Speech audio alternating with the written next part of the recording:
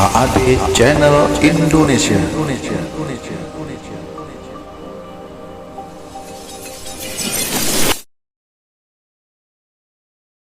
ونستعينه ونستغفره ونعوذ بالله من شرور أنفسنا ومن سيئات أعمالنا من يهده الله فلا مضل له ومن يضلله فلا هادي له أشهد أن لا إله إلا الله وحده لا شريك له وأشهد أن محمدا عبده ورسوله صلى الله وسلم على نبينا محمد وعلى آله وصحبه أجمعين ومن سار على نهجه إلى يوم الدين أما بعد.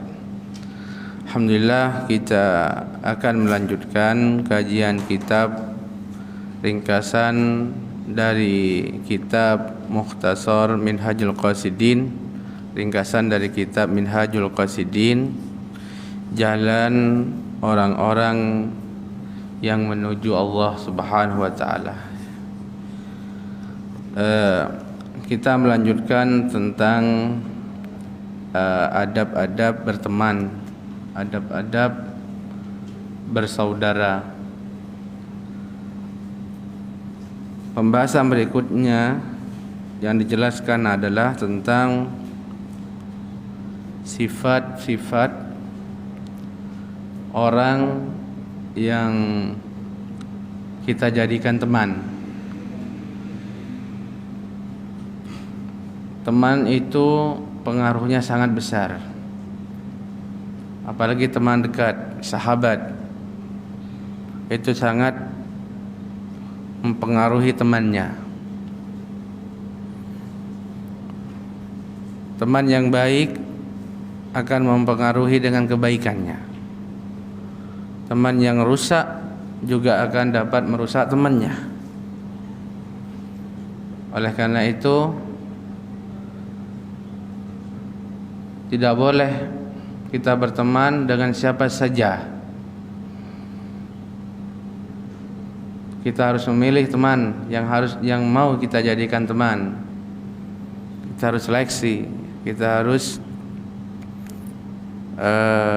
melihat dulu karakter-karakternya, sifat-sifatnya. Nah, ini akan dijelaskan. Beliau mengatakan di sini, rawaina 'anin nabiyyi sallallahu alaihi wasallam annahu qala, kami meriwayatkan dari Nabi sallallahu alaihi wasallam bahwa beliau bersabda, al-mar'u 'ala dini khalilihi, seseorang itu sesuai dengan agama teman dekatnya, yaitu agamanya sama dengan agama teman dekatnya. Tidak mungkin orang itu cocok dengan seseorang kecuali karena ada kesamaannya, terutama masalah agama. Kalau sudah teman dekat pasti sama, gak jauh beda. Falyanzur ahadukum man yukhalil. Rasulullah mengabarkan besarnya pengaruh teman dekat kepada temannya. Maka kemudian beliau menasihati, maka hendaknya siapapun di antara kalian melihat dulu siapa yang akan dia jadikan teman dekat. Siapa yang akan dia jadikan teman dekat. Maksudnya, kalau kamu ingin menjadikan seorang teman dekat bagimu, pilihlah yang baik. Di sini perintah untuk melihat, maksudnya adalah lihatlah yang baik dan pilihlah yang baik saja. Tinggalkan yang buruk. Dikatakan lagi sini, wa'lam annahu la yasluh lisuhbah kullu ahadin. Ketahuilah bahwasanya tidaklah semua orang itu bisa dijadikan teman. Nah, jadi dari hadis tadi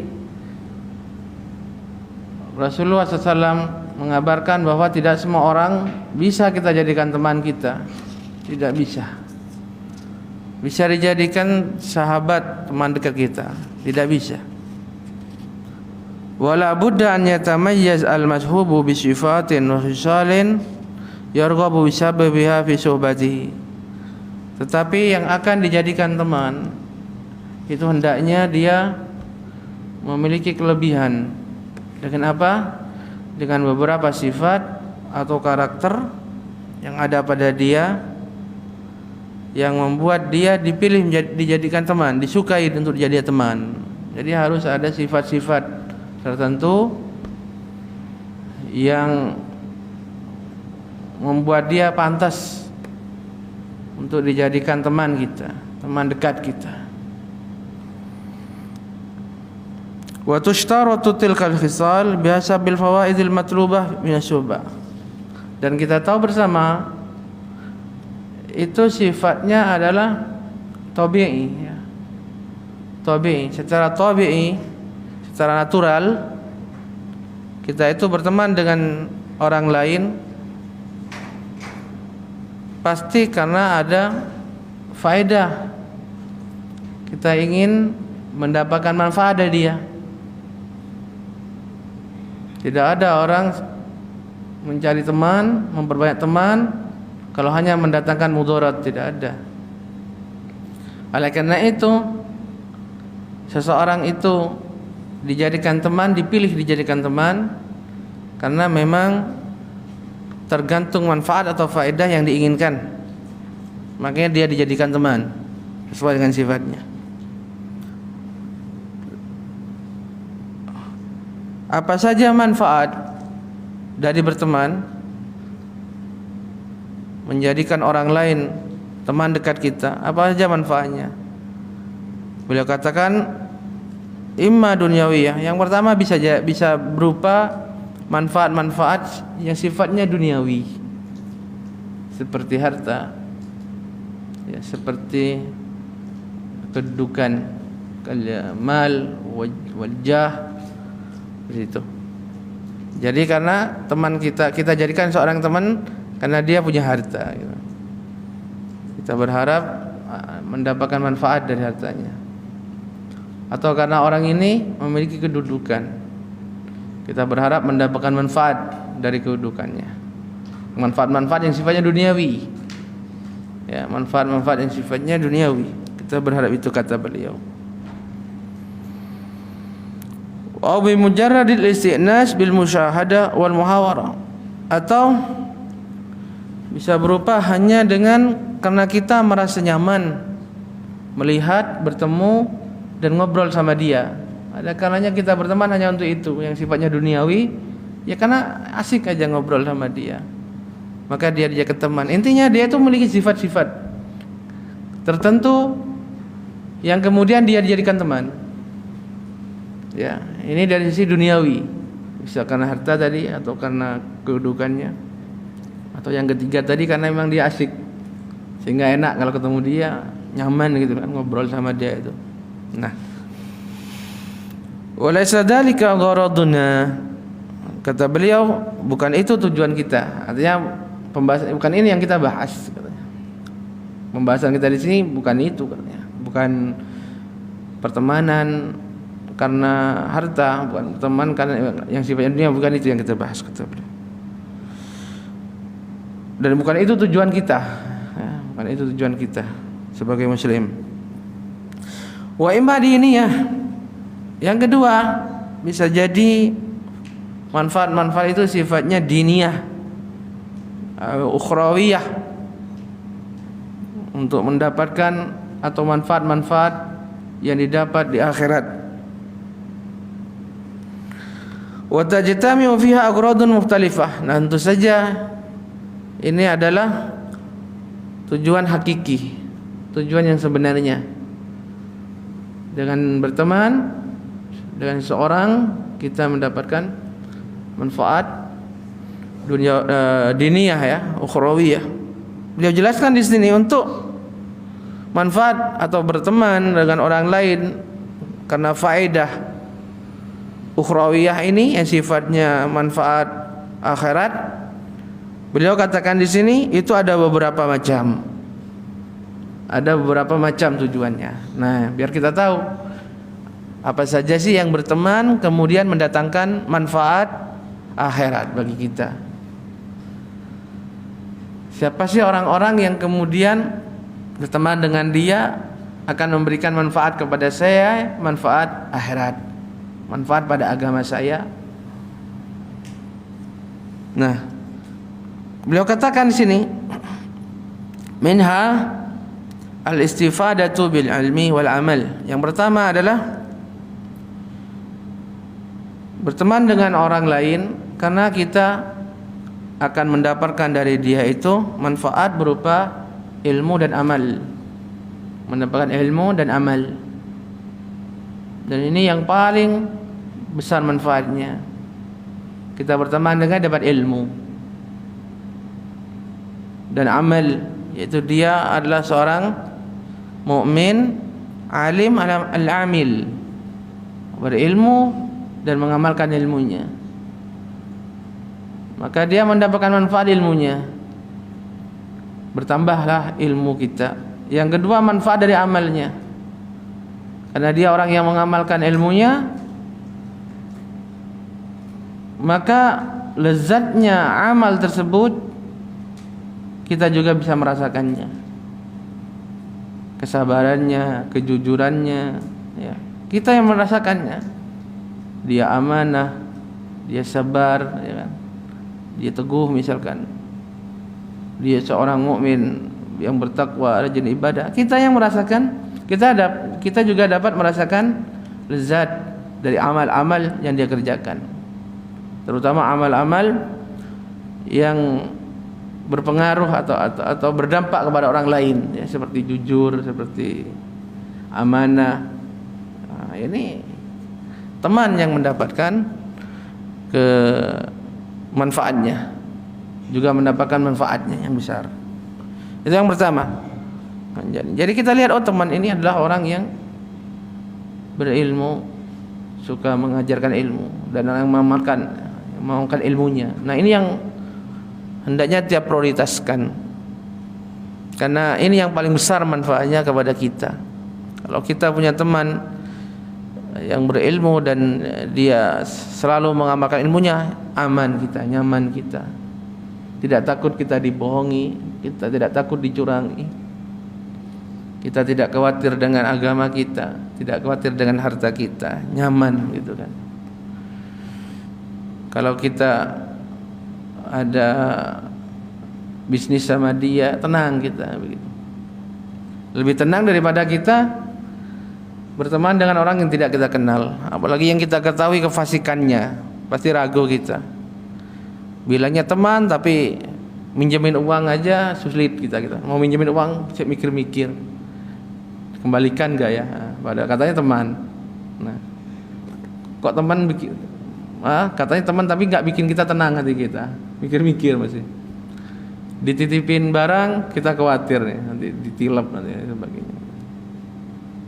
Makanya yang prioritas adalah ilmu dan amal. Wa min hal istifadah minal jah tahsinan an idain man yuqaddir qalba wa yashuddu anil ibadah.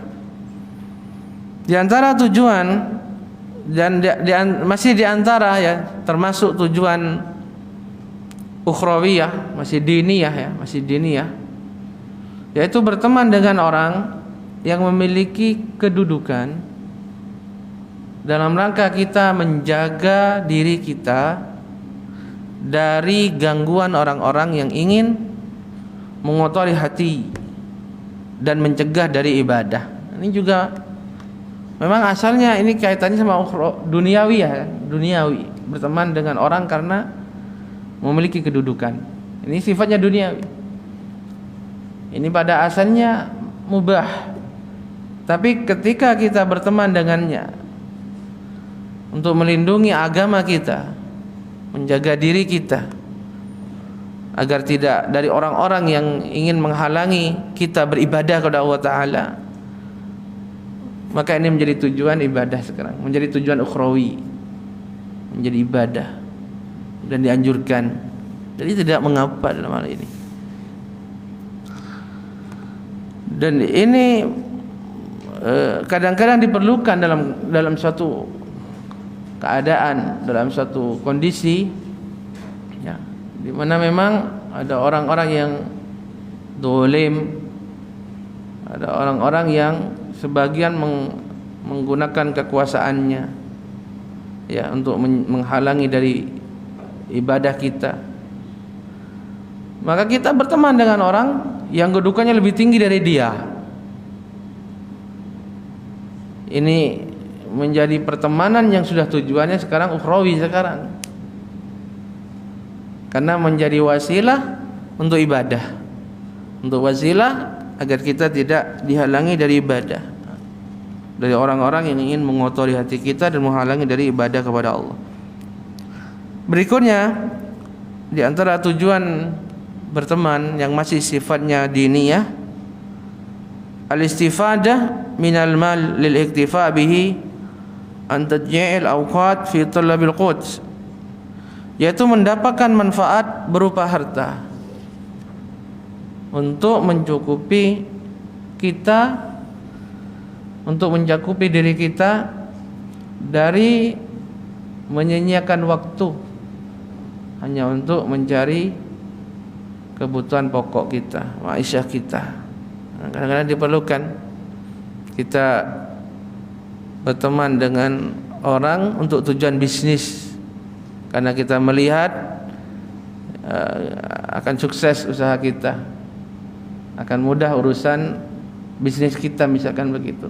Tidak mengapa dengan tujuan, asal ini bukan jadi tujuan. Asal tujuannya itu nantinya dia bisa lebih leluasa lagi untuk beribadah kepada Allah Ta'ala. Karena bila dia mendapatkan harta dengan cepat, ya kan, dengan lebih cepat, dan dia tahu dengan begitu nantinya dia bisa lebih longgar lagi beribadah, maka ini jadi ibadah. Jadi sekarang berteman dengan orang untuk tujuan dunia, selama itu bukan karena dunianya, bukan karena hartanya jadi tujuannya, ya, tetapi tujuannya adalah tujuan agar nantinya dia lebih longgar lagi beribadah, maka ini jadi terpuji. Yang tercela itu kalau orang memang semata-mata memilih teman-teman yang ahli dalam urusan duniawi, memang untuk semata-mata menumpuk-numpuk harta. Itu jadi tujuannya, ini tercela. Dan Allah Ta'ala mencelanya. Alhaakumut takatsur, kan gitu kan. Hatta zurtumul maqabir. Ini celaan bagi orang-orang yang menghabiskan umurnya hanya semata-mata menumpuk-numpuk harta, bangga dengan hartanya, meyakini bahwasanya harta mengekalkan dia, katanya. Jadi seolah-olah dia akan kekal kebahagiaannya hanya semata-mata dengan bertumpuknya harta. Nah, ini tercela yang seperti ini.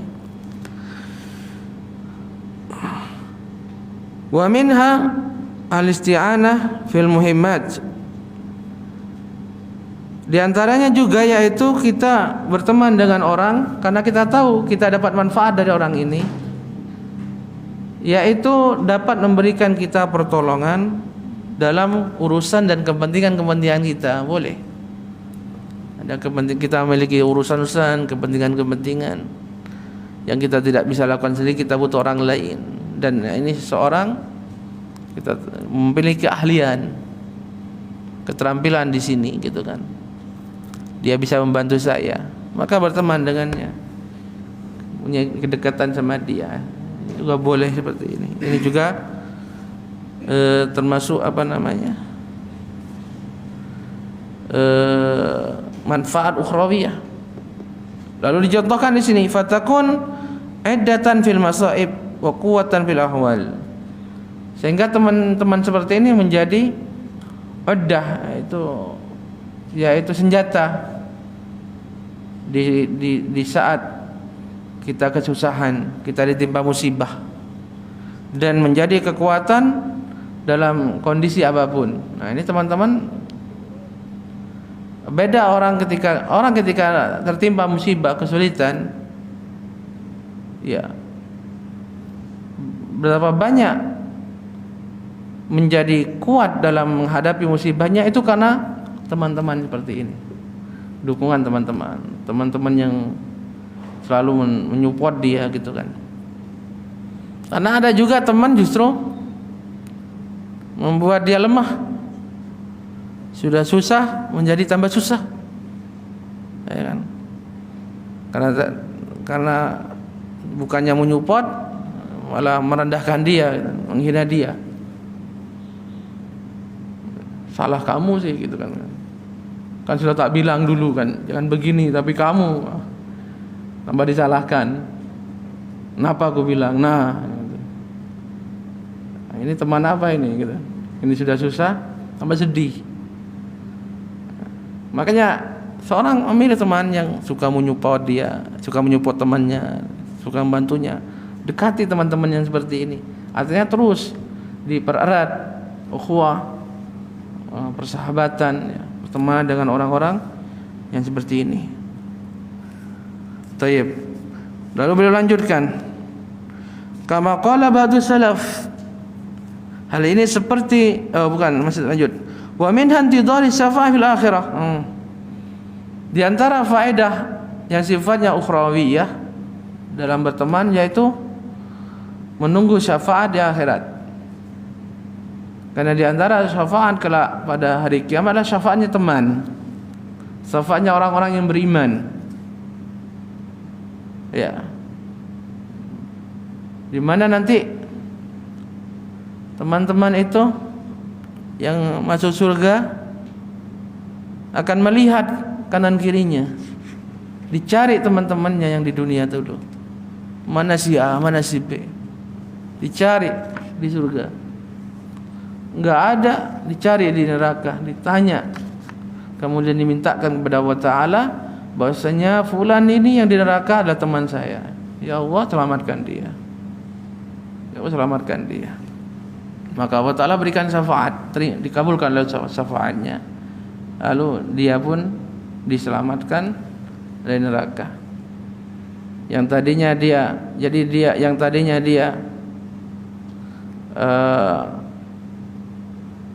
orang yang harus diam di neraka dalam waktu yang panjang, kemudian diangkat. Kemudian diangkat dari neraka. Dan seterusnya. Di antara syafaat-syafaat seorang yang beriman kepada saudaranya yang lainnya yang beriman, saling memberikan syafaat untuk meningkatkan derajatnya di surga atau untuk menyelamatkannya dari neraka. Ini di antara faedah teman. Sebagian salah mengatakan tentang ini, istaksiru minal ikhwan, perbanyaklah saudara, yaitu teman-teman dekat yang beriman, yang bertakwa. Fa inna likulli mu'minin syafa'atan, karena setiap orang yang beriman itu punya hak untuk kelak pada hari kiamat memberi syafaat. Allah Ta'ala berikan kepada setiap orang yang beriman. Fahadi fawaid. Lalu beliau katakan di sini, faedah-faedah ini adalah faedah-faedah yang didapat dengan syarat. Kalau kita tahu beberapa faedah tadi, beberapa manfaat diniyah secara khusus, diniyah yang sangat bermanfaat untuk urusan akhirat kita. Ya, ada berapa tadi? Ada 5 atau berapa tadi di antaranya. Lalu beliau katakan bahwasanya faedah-faedah atau manfaat ini untuk mendapatkannya ada beberapa syaratnya. Tidak asal-asalan, tidak semua teman memberikan manfaat tadi. Jadi harus dipilih, harus diseleksi. Maka beliau katakan, wa fil jumlah fa yanbaghi an yakuna fi man tu'thir suhbatahu khamsa khisal. Ringkasnya adalah ada 5 sifat yang harus ada pada orang yang kita pilih untuk menjadi teman dekat kita. Jadi minimal 5 sifat ini harus terkumpul pada orang ini sehingga dia berhak atau kita jadikan dia teman dekat kita. Teman dekat artinya kita teman yang dapat mempengaruhi kita nantinya. Teman kan banyak kan, teman kerja, teman kelas, belum tentu juga kenal, itu masih teman kan kalau bahasa Indonesia. Tapi maksudnya teman di sini teman yang akan saling mempengaruhi dengan temannya, saling memberikan warna dengan temannya, sehingga mereka ini diantaranya adalah akan memiliki karakter yang sama, saking dekatnya, kemudian saling mewarnai dalam waktu yang panjang, akan memiliki banyak kesamaan. Nah, ini maksudnya teman yang seperti ini, yang akan saling mempengaruhi. Sehingga teman-teman inilah yang nantinya betul-betul dari dia kita mendapatkan manfaat-manfaat yang disebut tadi, asal terkumpul minimal 5 karakter, 5 sifat berikut ini. Apa saja? Beliau katakan di sini, an yakuna akilan. Yang pertama, dialah seorang yang berakal, orang yang bisa menggunakan akalnya. Hasanal khuluqi, baik akhlaknya. Ghairu fasiqin, tidak fasik. Fasik itu orang yang suka maksiat. Orang yang suka maksiat itu fasik. Jadi orang ini adalah orang yang tidak fasik, bukan orang yang suka maksiat. Dan orang yang bukan, maksud di sini juga bukan orang yang selamat dari maksiat, tidak. Enggak ada orang selamat dari maksiat. Tapi bukan orang yang suka maksiat. Nah, ini orang ini jatuh pada maksiat itulah yang wajar, tapi bukan orang yang menyengaja jatuh pada maksiat. Bukan yang terus-menerusan dalam maksiat. Bukan orang yang maksiatnya dilakukan untuk menentang, sengaja terang-terangan, bukan. Nah, ini orang yang ghairu fasik. Ya, sekali lagi, teman yang dimaksud dengan tidak fasik bukan berarti tidak melakukan maksiat. Kalau kita cari orang yang maksum dari maksiat, enggak punya teman kita. Enggak punya teman kita. Tetapi orang yang tidak suka dengan maksiat, itu aja mudahnya. Orang yang tidak suka dengan maksiat, tapi bisa juga jatuh dalam maksiat. Karena banyak orang yang suka dengan maksiat, sudah tahu maksiat diterjang aja. Suka khamar, udah tahu khamar dilarang, suka khamar, ya, seperti itu. Sudah tahu zina haram, zina saja senang gitu, bahkan suka mengumbar-umbar, diceritakan ketika kumpul maksiatnya. Nah, bukan seperti ini bukan seperti ini. Orang yang terang-terangan dengan maksiatnya, bukan. Dia kalau jatuh pada maksiat, dia malu, disembunyikan, dia begitu. Nah, berikutnya itu yang keberapa? Ketiga ya. Yang keempat, wala mubtadi', bukan seorang yang mubtadi', yaitu orang yang mengada-ngada, orang yang membuat bid'ah, atau orang yang menyeru kepada bid'ah, menyebarkan bid'ah. Ini mubtadi'. Kita pernah jelaskan kemarin tentang mubtadi' ini. Mubtadi' yang dimaksud bukan orang yang melakukan bid'ah dari kalangan awam, bukan. Hanya amal saja, bukan. Tapi mubtadi' yang dimaksud adalah entah dia pelopor kebid'ahannya atau dia yang menyeru kepada kebid'ahannya, ngajak orang lain kepada kebid'ahan. Ini jangan berteman dengan yang seperti ini. Wala harisan ala dunya, dan bukan orang yang tamak terhadap dunia. Nah, bukan orang yang tamak terhadap dunia. Yang kelima, yang pertama al-akal. Yang pertama, teman ini adalah teman yang memiliki akal, yaitu teman yang paham, menggunakan akalnya, dapat memaham, yakni menggunakan akalnya, dapat paham kalau dipahamkan, kalau dijelaskan dia paham. Nah, ini gampangnya seperti itu. Kata beliau, wa huwa ra'sul mal, Dan ini modal. Nah, ini yang pertama. Jadi yang pertama itu kalau kita mau memilih orang untuk menjadi teman dekat kita, teman kepercayaan kita, dia harus berakal dulu. Dia harus orang yang berakal. Dalam artian tadi kalau diajak bicara paham gitu. Kalau dipahamkan paham. Beliau katakan wala khaira fi suhbatil ahmaqi. Tidak ada kebaikan menjadikan orang yang dungu sebagai teman dekat, tidak ada kebaikannya. Ya. Bukan berarti, tapi juga bukan berarti dihina. Di sini larangannya adalah menjadikan dia teman dekat kita, menjadikan dia teman kepercayaan kita, teman yang mengetahui kadang-kadang rahasia kita. Kadang-kadang kita itu ada rahasia, kemudian kita ceritakan. Nah, ini yang kita ceritakan inilah teman dekat. Nah, jangan orang yang tidak punya akal, tidak paham, kemudian kita ceritakan rahasia kita, jadikan teman dekat. Beliau katakan di sini, li'annahu yuridu an yanfa'aka fa yadurruka. Karena teman seperti ini kadang-kadang bisa jadi dia ingin berbuat baik kepadamu, tapi karena dia tidak paham, maka justru dia memberikan bahaya kepadamu. Nah, ini di sini bahayanya. Niatnya baik, orangnya baik, ya kan? Tapi karena dia tidak paham, kalau diberi pemahaman, dia ya memang kurang akalnya, justru dia memberikan mudarat. Wa na'ni bil akil, beliau jelaskan, yang kami maksud dengan akil di sini, sekali lagi ini bukan akal yang kalau kita bahas syarat wajib puasa begitu kan, itu beda lagi. Itu berakal maksudnya itu nggak gila itu. Ini bukan, ini berakal dalam artian cerdas, gitu, kecerdasan, mudah memahami gitu. Maka beliau katakan di sini, kami maksud dengan akil di sini itu alladzi yafhamu umur ala ma hiya alaihi, yaitu orang yang dapat memahami urusan-urusan sesuai dengan faktanya. Imam bin nafsihi, baik dia paham dengan sendirinya, iman yakuna biasa idza afham fahim, atau urusan-urusan yang dia paham apabila dia diberi pahaman dia paham.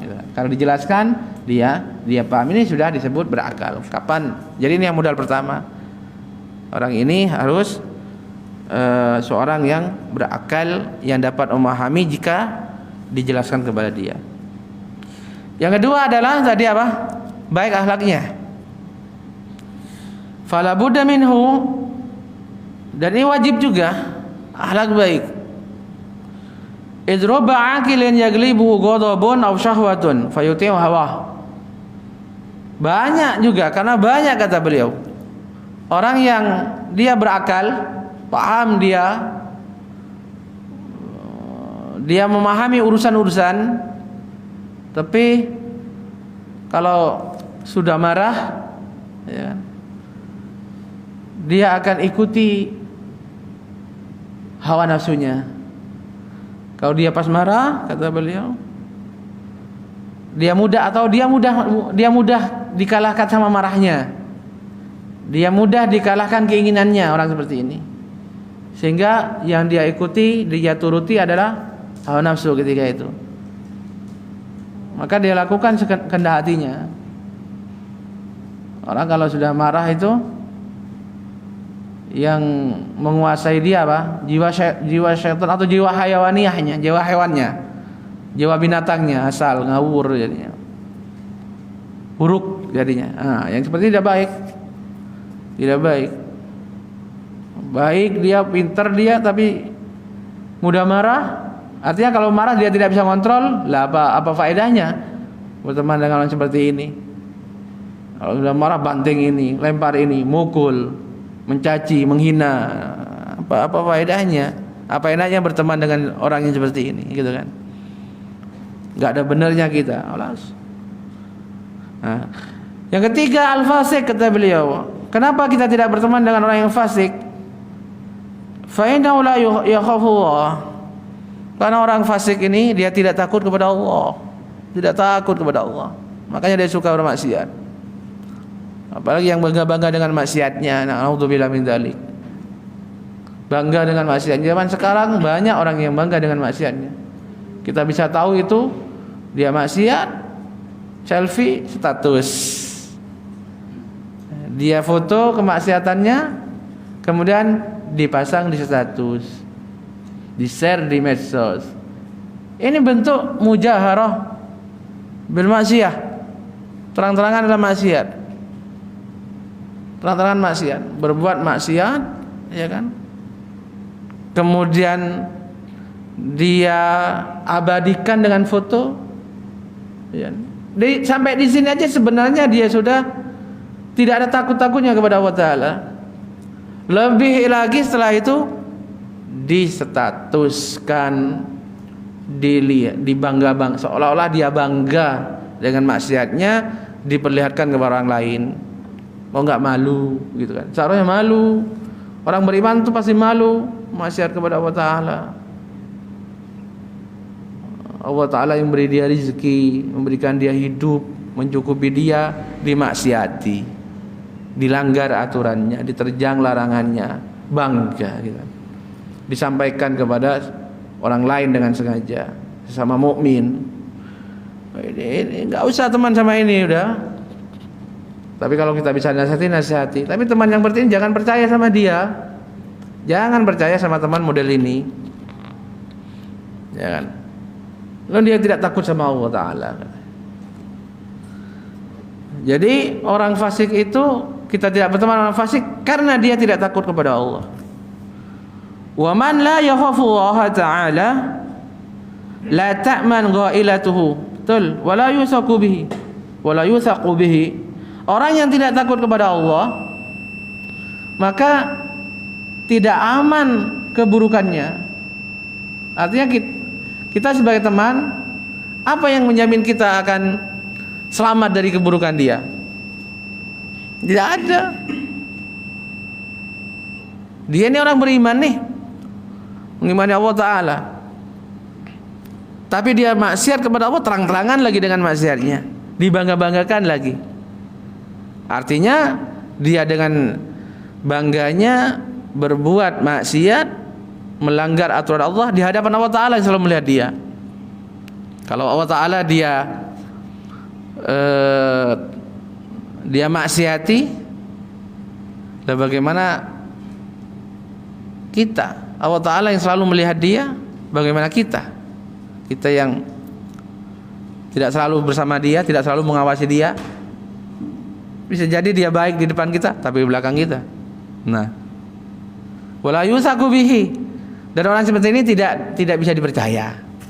Orang seperti ini tidak bisa dipercaya. Makanya penting sekali seorang yang ghairul fasik, tidak fasik. Nah, untuk mengetahui orang itu fasik atau dia suka, intinya orang yang fasik itu orang yang suka bermaksiat kepada Allah Ta'ala. Dia tahu suatu maksiat dia lakukan, bukannya dia menyesal, bukan dia bertobat, tapi dia terus. Nah, terlebih tadi saya sebut yang terang-terangan, apalagi itu. Yang terang-terangan apalagi. Alhamdulillah. Seorang mukmin ya jatuh maksiat, iya. Tergelincir pada maksiat, iya. Tapi dia menyesal, segera bertobat kepada Allah Ta'ala, ya. Dia menyesal, namanya orang menyesal dia disembunyikan, malu, gitu kan? Malu kepada Allah Ta'ala. Bukan diceritakan, bukan malah ngupdate status. Waliyadzubillah. Kemudian yang berikutnya, kita tidak boleh tadi berteman dengan orang al-mubtadi'. Ya, al-mubtadi' tadi. Karena al-mubtadi' ahlu bid'ah itu yukhafu min suhbati bisirayati bid'atihi. Yang ditakutkan adalah karena ditakutkan akan tertular kebid'ahannya. Ya, tapi makanya bedakan ya, antara mubtadi' sama pelaku bid'ah dari kalangan awam. Mubtadi' ini yang mengajak, menyeru, orang yang selalu mengajak kepada bid'ah, penyerunya. Maka apa yang membuat kita aman, selamat dari ajakannya? Kalau sudah menyeru, dia akan mengajak, maka tidak akan pernah ketemu, kecuali sama. Tidak akan pernah ketemu dua sahabat kecuali memiliki kesamaan. Apalagi teman yang suka mengajak, harus sama. Karena kalau tidak sama pasti pecah, pasti rusak persahabatannya. Hanya begitu saja. Seberapa kita kuat, berapa lama kita kuat dengan dia, dengan perbedaan kita dengan dia. Berteman dengan orang ini seberapa lama kita bersama dia, berteman dengan dia dengan perbedaan yang ada, sementara dia mengajak terus. Seberapa lama? Entah kita tetap dengan prinsip kita, pertemanan pasti rusak, atau pertemanan akan terus berjalan tetapi kita akan ikut dia. Makanya beliau katakan di sini, ini yang ditakutkan, kenapa kita tidak boleh berteman dengan penyeru kepada bid'ah, al-mubtadi'. Takut kita ketularan bid'ahnya. Kecuali kita tahu kita mampu mewarnai dia, beda, ya itu beda lagi. Beda lagi yang seperti ini. Tapi siapa kita? Imam Ahmad aja, ketika lewat pada taklim ahlul bid'ah, dia tutup telinganya, dia minta anaknya tutup telinganya, dan beliau mengatakan bahwasanya syubhat itu menyambar-nyambar, sementara hati itu lemah. Itu Imam Ahmad yang lemah. Lah kita siapa? Kita siapa? Tapi kalau orang awam beda lagi. Orang awam enggak. Orang awam umumnya dia melakukan satu bid'ah karena tidak tahu. Orang yang hanya mengajarkan saja, dia tidak paham, hanya ikut-ikutan saja, umumnya seperti itu. Maka yang ini tidak mengapa berteman dengannya, dekat dengan dia. Terlebih kita tahu kita bisa memberikan manfaat, ya, bisa mengingatkan dia, mengajak dia, meninggalkan kebedaannya, maka ini justru dianjurkan. Yang dilarang adalah berteman dengan al-mubtadi'. Beliau katakan lanjutannya di sini, qala Umar bin Khattab radhiyallahu an. Sahabat Umar bin Khattab radhiyallahu an berkata, "Alaika bi ikhwanis sidqi." Allahu akbar. Wajib bagi kamu mencari teman-teman yang jujur. Berteman, bersaudara hanya dengan orang-orang yang jujur, ini penting. Ini modal utama. Kita pengen banyak teman, jadi orang jujur. Begitu, maka kita mau cari teman yang jujur. Apa enaknya? Apa manfaatnya? Umar mengatakan, ta'ish fi aknafihim. Niscaya kamu akan hidup di bawah naungannya. Jadi teman-teman yang jujur itu nyaman bersama mereka, sejuk kita, seolah-olah kita mendapatkan naungan darinya. Ya, itu betul sekali. Enggak ada kenikmatan itu kecuali teman yang jujur. Enggak ada. Itu bahkan lebih baik daripada saudara, ya, lebih enak dengan teman-teman ini daripada saudara. Kalau saudara kita enggak jujur, enak kalau punya teman-teman itu jujur, itu enak. Fa innahum zinatun fir raha. Kata beliau, teman-teman yang jujur ini, yaitu jujur, ya. Kalau jujur ini umum, maksudnya jujur, kalau makna jujur umum, mudahnya gambarannya lah jujur dengan agama Islam, kan?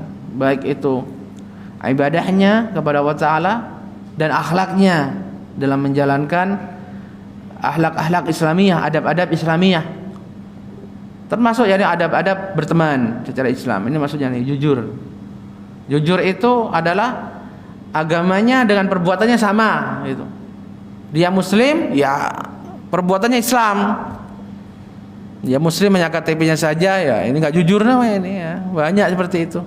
Muslim tapi fasik. Muslim suka nipu. Banyak muslim yang tidak amanah. Muslim yang tidak jujur, suka bohong.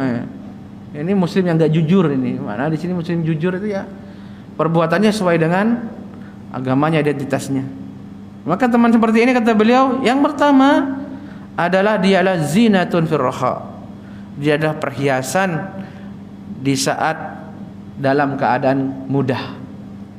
Dalam keadaan mudah, teman-teman jujur ini adalah perhiasan. Akan menambah kebahagiaan kita, akan menambah kesenangan kita. Kita aman bersama dia.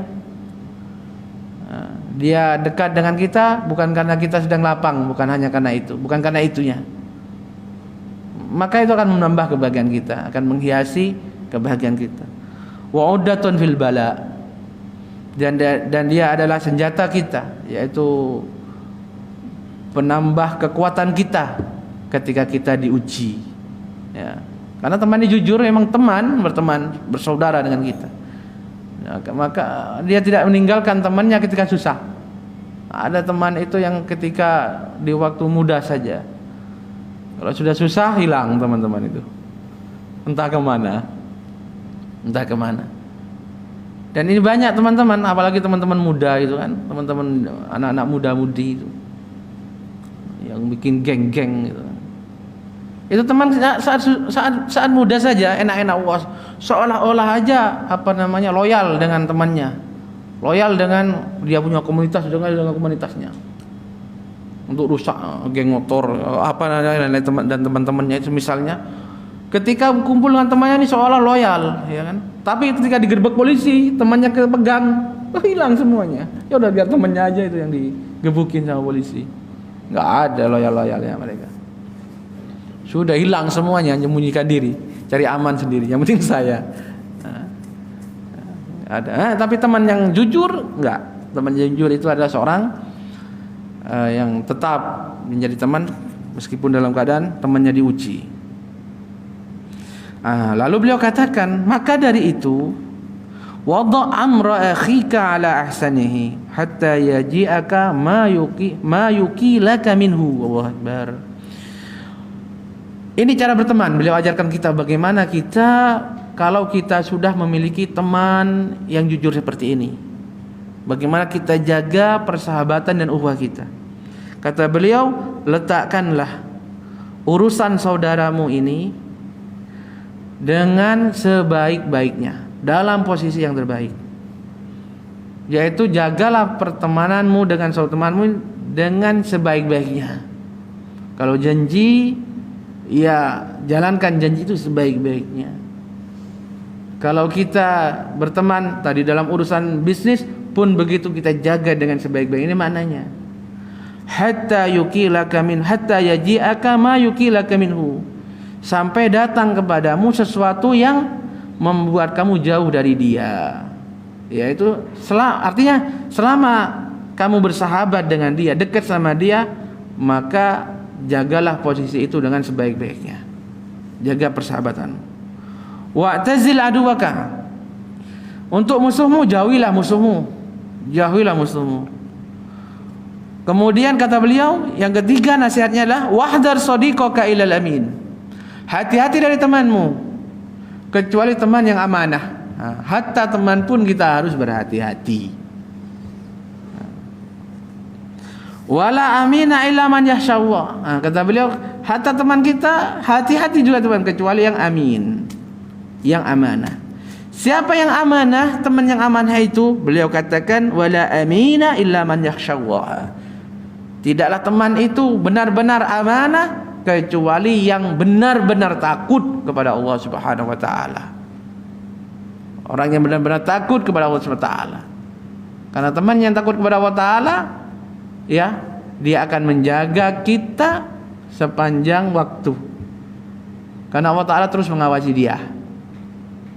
Ya, bukan amanah di depan kita saja. Seberapa kuat kita melihat dia. Kita butuh tidur, ya, kita butuh interaksi dengan orang lain. Tidak tahu kita. Maka tidaklah kita berteman dekat kecuali dengan pertama sama mukmin yang bertakwa. Tidak selain itu. Kita tidak berteman dekat dengan selain mukmin. Karena bagaimana dia takut kepada Allah Ta'ala? Tidak mungkin orang itu takut kepada Allah Ta'ala yang pertama. Tapi bukan berarti juga orang mukmin tidak semua. Orang kalau ada yang bilang saya punya teman yang beriman tapi lebih rusak dari banyak, gitu kan. Lebih rusak dari kafir banyak. Maka tapi paling enggak kalau enggak mukmin tidak, gitu kan. Karena dia tidak takut kepada Allah Taala, pasti tidak takut kepada Allah Subhanahu wa taala. Makanya amanah adalah orang yang paling takut kepada Allah Taala. Wala tasab al-fajir fa ta'ala min fujurihi. Jangan kamu berteman dengan orang-orang yang suka berbuat dosa, yang berbuat keburukan. Nanti kamu akan belajar keburukan dari dia. Belajar dari keburukan dari dia. Ustaz dia enggak ngajar. Orang belajar itu bukan berarti harus diajari, enggak. Melihat dan membiasakan itu juga mau nggak mau nanti menjadi ilmu bagi dia. Melihat kebiasaan, biasa sama dia, biasa dibohongin, lama-lama dia ikut bohong. Biasa didolimi, nanti akhirnya dia mendolimi orang lain. Berawal dari biasa didolimi. Nah, biasa dicurangi, akhirnya tidak terasa dia mencurangi orang lain. Yang awalnya dia takut mencurangi orang lain karena terbiasa dicurangi, akhirnya tanpa terasa, tanpa sadar dia curangi orang lain. Baik. Wala tutli'hu ala sirrika. Orang-orang buruk seperti ini, kata beliau, jangan kamu tampakkan, jangan kamu beritahu kepada dia rahasiamu, jangan. Teman-teman seperti tadi ya, musuhmu itu masih musuhmu. Orang yang tidak takut kepada Allah, orang yang tadi suka berbuat dosa, jangan pernah menceritakan rahasiamu kepada dia. Tidak mungkin dia dapat menjaganya. Lalu beliau katakan di sini, wastashir fi amrika alladziina yakhshawna. Bermusyawarahlah dalam urusanmu kepada orang-orang yang hanya takut kepada Allah Ta'ala. Nah, ini yang penting. Kadang kita punya masalah aib kita atau rahasia kita, ya, karena ini ya, kaitan rahasia, tapi masalahnya harus selesai. Dan saya tidak bisa menyelesaikan sendiri, perlu orang lain. Maka kalau memang perlu kita menceritakannya untuk mendapatkan jalan keluar, maka ceritakanlah kepada orang yang hanya takut kepada Allah Ta'ala. Bermusyawarahlah dengan orang yang takut kepada Allah Subhanahu wa Ta'ala, yang kita tahu bahwa dia akan memberikan solusi. Maka dia akan memberikan solusi. Kalau dia tidak bisa memberikan solusi, paling tidak rahasia kita aman, tidak akan menyebar. Dan dia orang yang takut kepada Allah Ta'ala, dia tahu ini rahasia saudaraku, ya saudaraku, maka aku harus menjaganya. Dan Allah Ta'ala mengetahuinya, dan Allah syahid menyaksikannya, maka dia aman. Nah, beda dengan orang yang tidak takut kepada Allah Ta'ala. Oh, jangan tenang, jangan pernah merasa aman.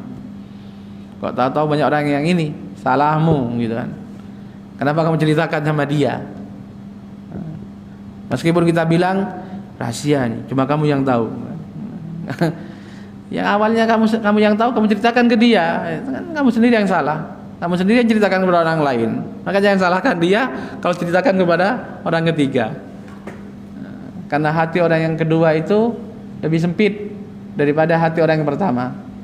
Kalau yang memiliki rahasia aja sudah sempit dadanya, nggak bisa menahan rahasianya, maka orang yang kedua lebih sempit lagi hatinya ini untuk menahan rahasia itu, kemudian akan menceritakannya.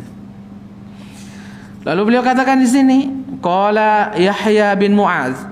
Yahya bin Mu'adz mengatakan, bisa sadiq, seburuk-buruk teman. Sadiqun tahtaj an taqulahu. Ini ucapannya bagus sekali. Beliau menyebutkan di sini, kalau tadi kita bicarakan sifat satu persatu, beliau menggambarkan secara umum.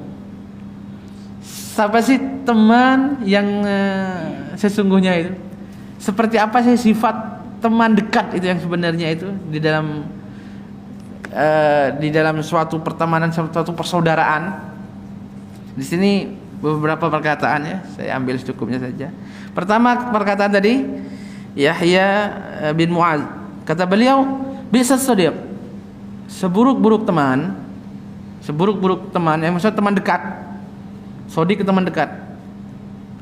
Sadiqun tahtaj an taqula lahu, yaitu teman dekat, tapi kamu masih butuh untuk bilang ke dia begini, uzkurni fi du'aika. Kamu masih bilang begini, ingatlah aku, sebut aku dalam doamu. Ini teman yang buruk, kata beliau.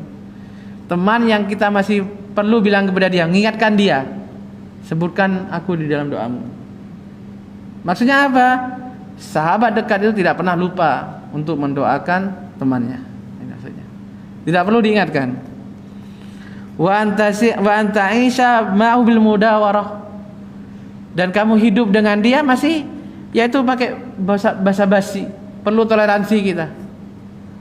Kita mau bilang sesuatu ke dia, tapi masih ya muter-muter, gak bisa langsung.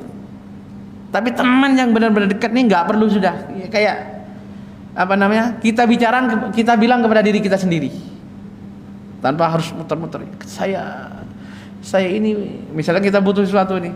Saya harus begini. Anak saya sakit, panjang gitu kan. Padahal masih pinjam uang. Tapi teman yang benar-benar dekat nggak usah langsung. Saya butuh uang sekian. Teman yang langsung percaya. Gitu. Langsung percaya. Ini baru pertemanan yang dekat sekali, kuat sekali kata beliau.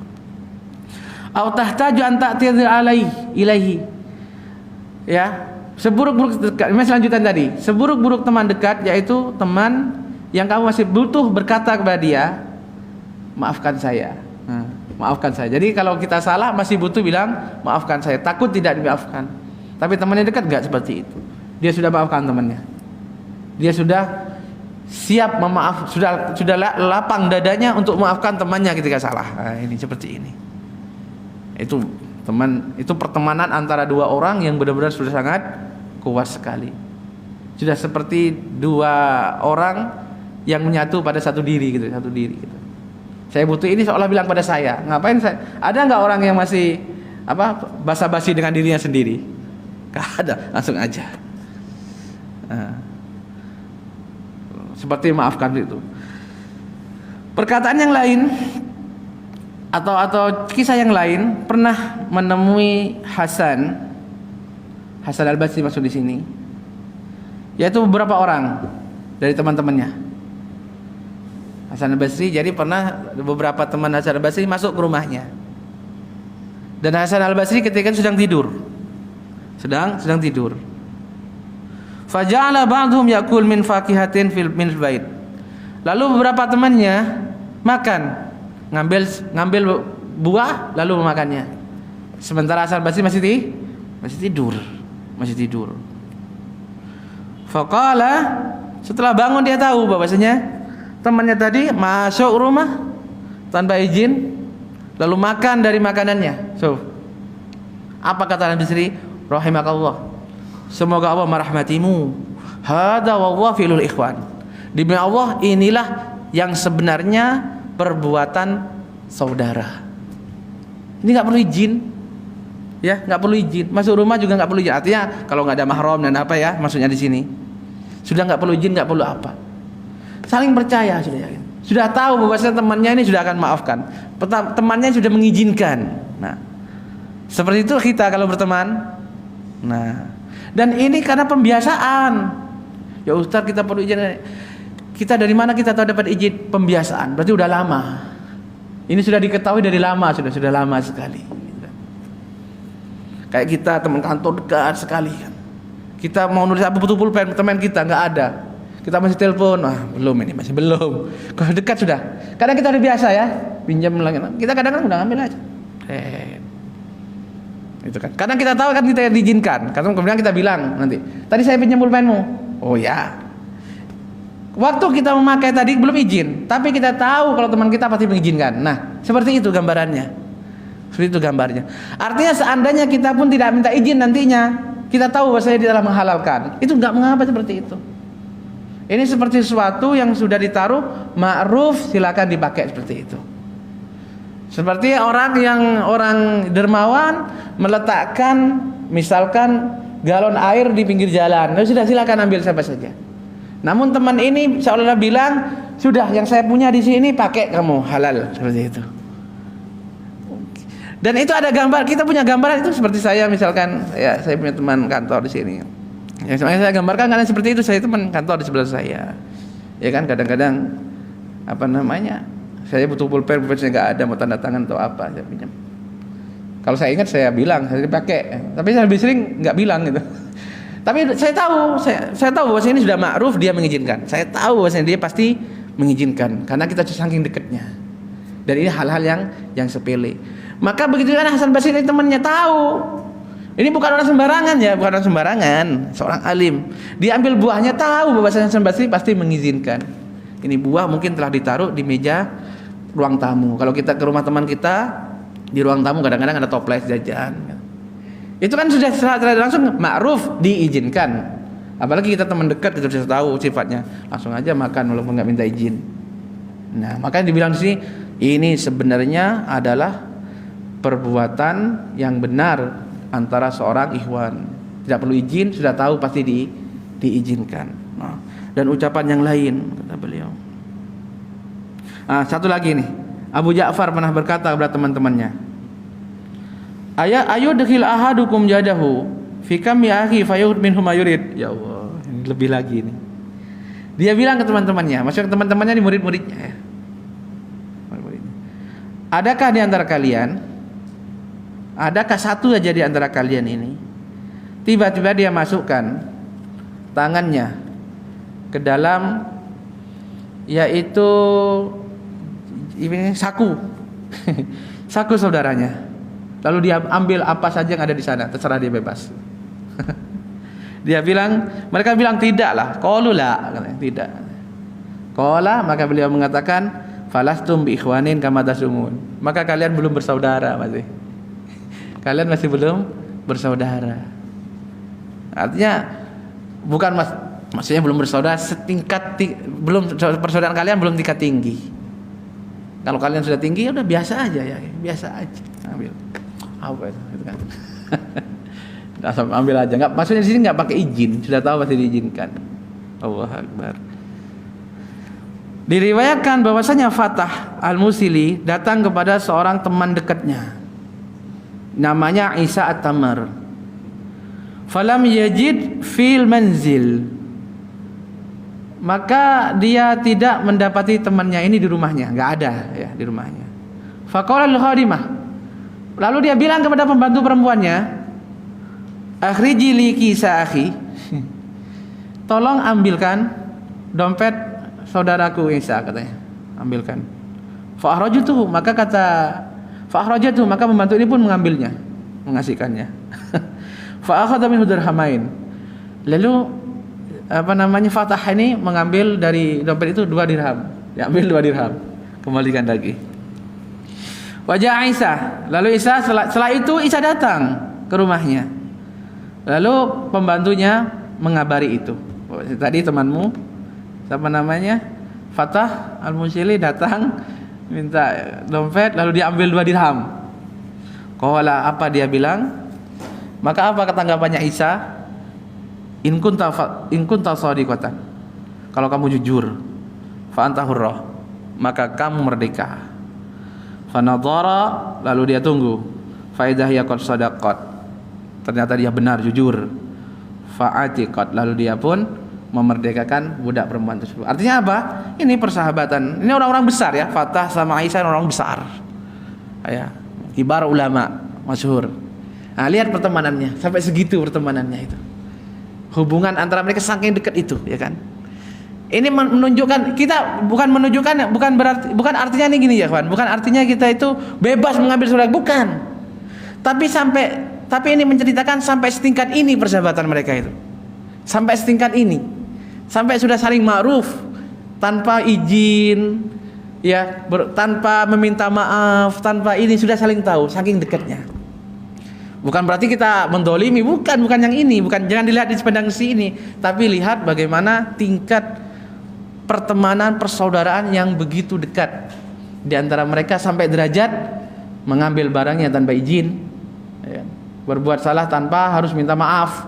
Artinya sudah diketahui maafnya, meminjam pulpennya tadi tanpa minta izin, gitu kan? Karena tahu itu tidak jadi masalah, itu pasti akan dimaafkan. Semoga Allah Subhanahu wa taala memudahkan kita menjalin ukhuwah Islamiyah yang kuat seperti yang diinginkan oleh Allah Subhanahu wa taala, dan semoga Allah taala menjaga ukhuwah kita, ukhuwah Islamiyah, dan menjauhkan kita dari cerai-berai karena itu adalah perbuatan syaitan. Kita cukupkan dengan doa kafaratul majlis. Subhanallah bihamdik, asyhadu an la ilaha illa ant, astaghfiruka wa atubu ilaik. Wassallallahu wassalamu ala nabiyina Muhammad wa akhiru da'wana alhamdulillahirabbil alamin. Assalamualaikum warahmatullahi wabarakatuh.